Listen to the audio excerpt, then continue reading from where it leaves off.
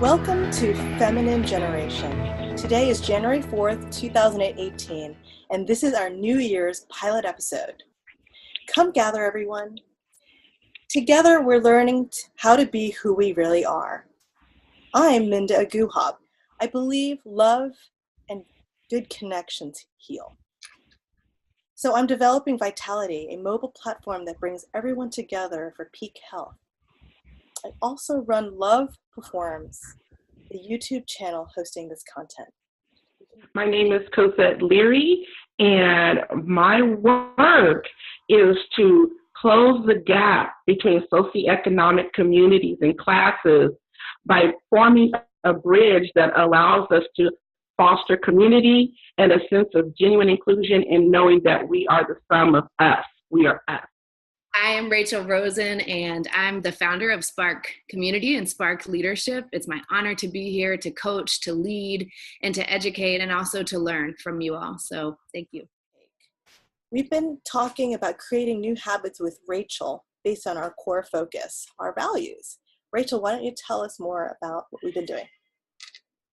But I've learned that to be an intentional leader, we have to choose 1 to 3 things at a time to really go deep and to see results. What I'd love to hear is, what's one rock?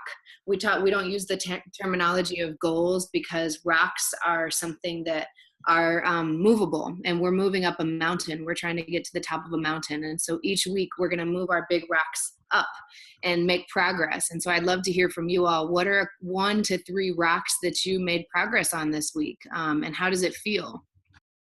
I created 3 core values I never would have imagined. I'm going to share them with you guys and wondering how you connect to them. Regenerating creation. Ooh. Unreasonable transformation. And empathic generosity. Girlfriend. Yeah. What? This is a result of my regenerating creation. Our sitting right here on this call, on this video. Mm-hmm. Because what I want to do is take what we have found together, almost by accident. It's like this perfect accident, beautiful accident. Yeah. And have other people sharing it too. Feel this. Let's regenerate the incredible bond, inspiration, and love that we're finding together. And then out of that came this idea to focus on listening as a new habit. Now, this is something I've known for a while that I needed to really learn to master. It's something that comes up a lot for me, but I'm really right at the beginning of it.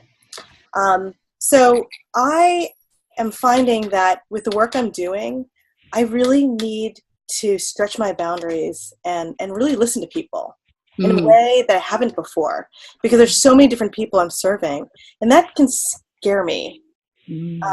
I'm realizing that I actually get scared. I even really used to be in touch with the fact that I got scared of things. But to be with people and their feelings can be really overwhelming, much less my own feelings. In fact, guys, today I was just thinking about a few months ago, I was on this retreat, and I totally flipped out. It was like one of these emotional things where you stir up a lot of deep emotions, and I ran away. I don't do that. I don't do that. I'm the person who stands there and goes, we're going to deal with this hard conflict and just talk about it now. And I felt just responsible and overwhelmed by them, which is weird. I don't normally feel I'm scared of people's feelings. I studied psychology, but I'm realizing I need to take it to the next level. What is that? Where that's going to take me, I don't know yet. It's scary, but now I have this structure in my daily schedule. I have this dashboard where I have every half hour scheduled, and I have literally right next to me my listening exercise, and I have I challenge myself to think of listening exercises. I'm right now creating a list of them, and that's my activity right now. I don't know if I'm any good at listening yet, but we'll see how that goes. That's fantastic. Thank you for sharing. I mean, it's embarrassing also because I'm someone who trained to be a psychologist and someone who like considers myself good at listening to people, but at the same time, I'm like, no, I really suck at listening. I really need to take it to the next level, and I'm looking forward to seeing where it takes me this year.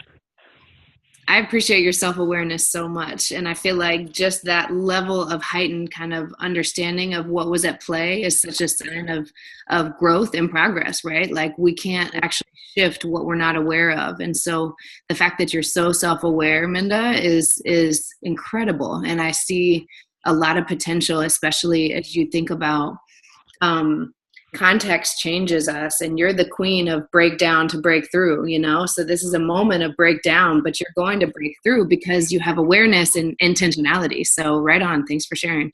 Thanks. Something I also realized is that things can be fractal. Yeah. You can learn a really good level of listening and then realize that there's a whole other level of listening and a whole other level. And what I learned from our work together is that there's a listening to the group, hearing what's hidden and underneath the surface with people that hadn't ever really thought about truly mastering. And realizing that's my next level.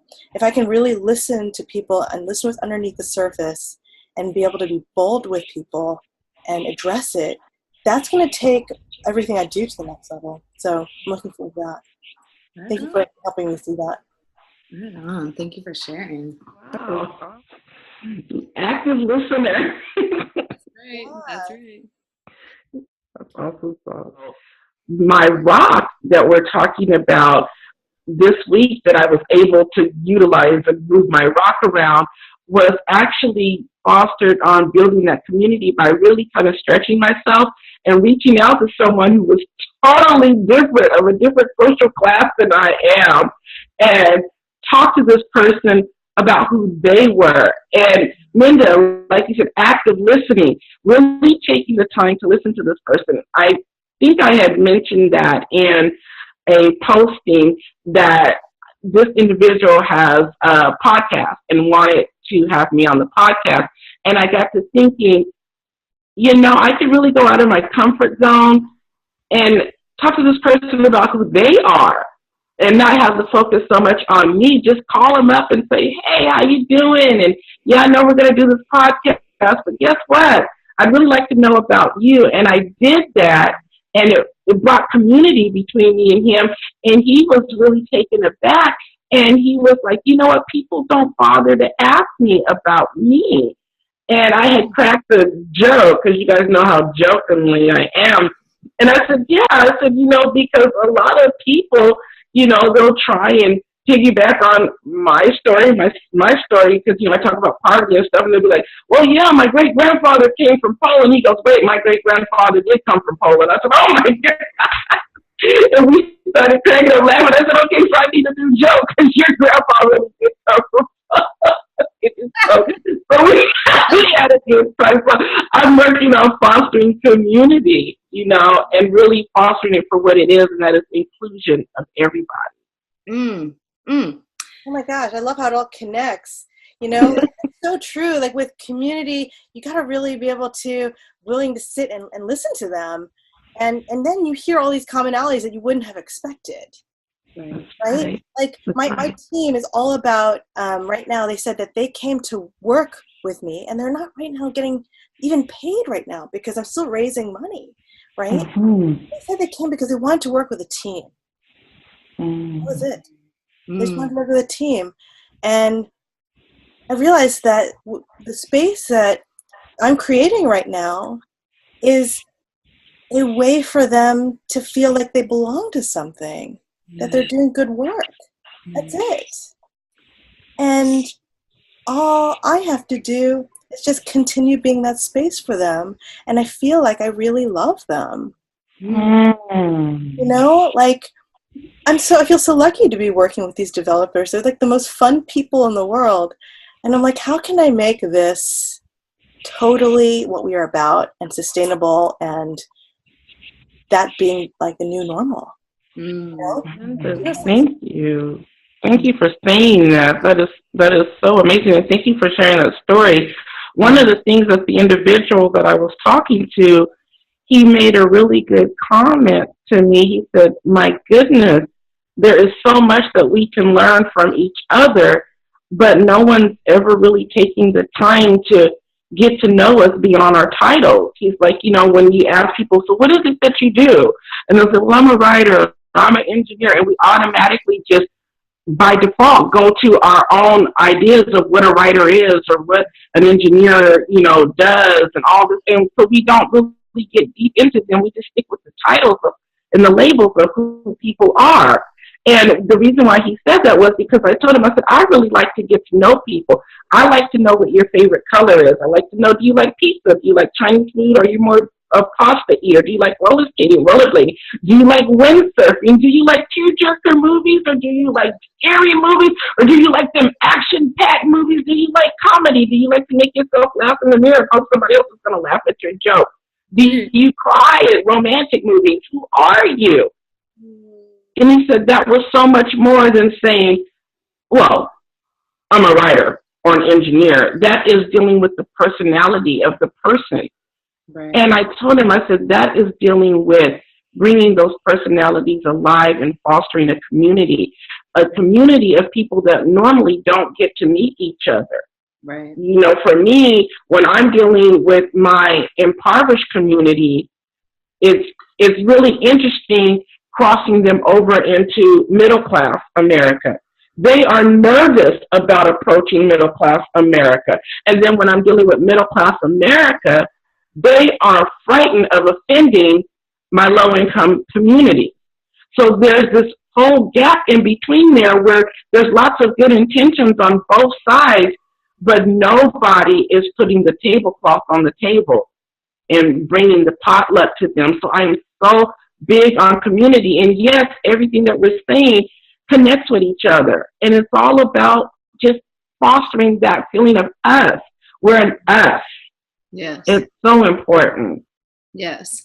And we all have something to learn, I think when we step out of the box and redefine what value means, the three of us have had this conversation about I see value beyond a dollar sign, and I always will, because I think community comes first and relationships come first. And it's just something that I hold deep in my heart. And I think a lot of business men and women, and also the higher up you get up the food chain, the more you get categorized and compartmentalized into these boxes that people push you in. And it's like, no, we are beyond that. We, I think, are examples of relational leaders who put their communities first and actually are constantly going to be invested in learning and growing, because I'll never say I've got it all figured out. I just learned something new from both of you. I'm like, now I got to learn from you, Minda, how I can get a team of interns and it's such a beautiful strategy that I want to share with all the communities that I support who go on podcasts. Cause it's like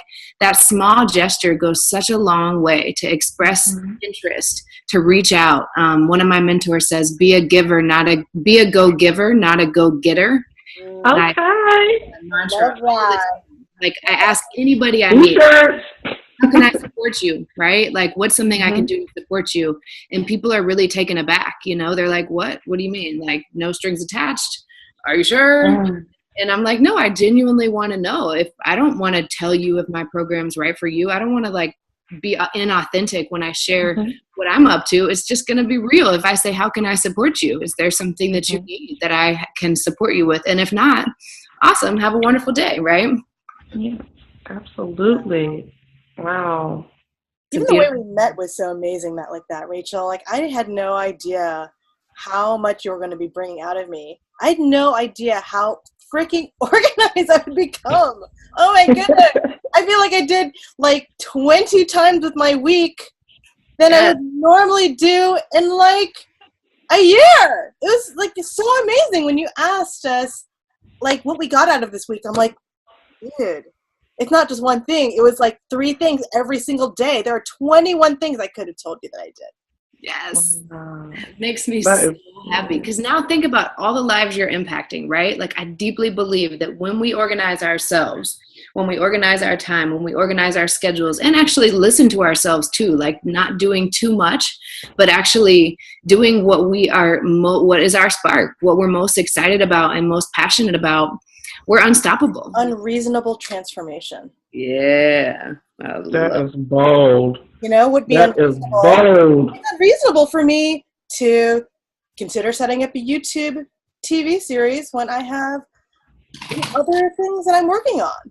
It's unreasonable to become a data scientist and learn how to program when I'm supposed to be a CEO and business development person. It's unreasonable for me to take the time out to do any of the things because I'm supposed to be focused. But what I realize is that the problem was not me achieving these things. Achievement is not the issue. Alignment is. And I realized that if all those things align under one specific thing I care about, which is to bring love to higher levels in this world. Honestly, that's it. Really simple. I can do it. And it's been effortless. That's right. That's right. Things. That's effortless. Yes. I mean, this right here was an accident. This is the fourth version of it. It's because I was really passionate about something and I couldn't stop doing it because it was so aligned with my values. And now look at it. You know, it's in businesses, it's worldwide. Like, oh my gosh. It started as an accident. So I say, keep going, Minda. I love where you're headed. If it feels right, aligned with your values and you're having fun, lean on in. Girl. Rachel, you got to say in really quick, one sentence or two, what you just showed us. Oh, this is Spark Community, the card game that sparks connections and conversations and allows people to engage in conversations about fun and meaningful topics with the spirit that I believe everyone's story matters. And the one thing we all have in common is that we're all somebody's child. And so if my biggest hope is that if we choose to break bread and really listen to each other, we can heal the world one community at a time. That's awesome. I played your game. Me too. Nice. Yeah. Also, I played it in Checkout. Remember? Yeah. I thought you meant you had your own copy. I was like, oh, you did. Oh, I got a good copy. Eventually you will. You will. Slick looking set of cards, girl. That's right. So beautiful. We're 4 editions now, right? Yeah. Wow.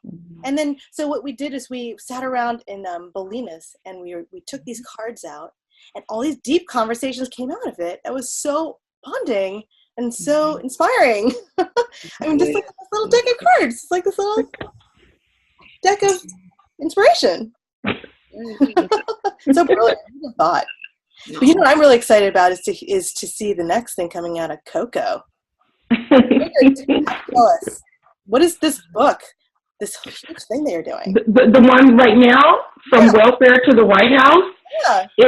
From Welfare to the White House is the story of the past 13 years of my life, the journey of going from being a single mother of 4 children on welfare to ending up ultimately on Capitol Hill in D.C. in a congressional office and serving in that office and becoming a Brookings Institution alumna and meeting different people in public policy and learning that I was so much more than my socioeconomic background.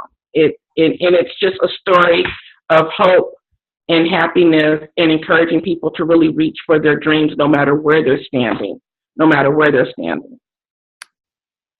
So awesome. I'm so glad you're finally putting your story all the way out there so we can read it and share about it and go, this is Coco. Thank you, Linda. Thank you, sweetie. It's been quite the journey with the book, and I'm really very delightful to see how it touches people's lives and moves them to positive courage and motivation and going on out there and doing their wildest dreams. Their wildest dreams. And for any emptiness that they're feeling in their life, that they feel that they don't have what it takes or what they need, I want them to take a look at that emptiness and realize that emptiness is actually room to place their passion in and move forward. So, it's not just avoid emptiness. It's space for you to fill up with your dreams and go out and conquer them. That's what that emptiness is. Oh my gosh, the story is ongoing too, because I'm seeing you go to the next level. I'm so looking forward to talking for the next, 6, 8 weeks, year about how everything's going. We're going to stay with each other. Yes, So, absolutely. Thank you. Thank you.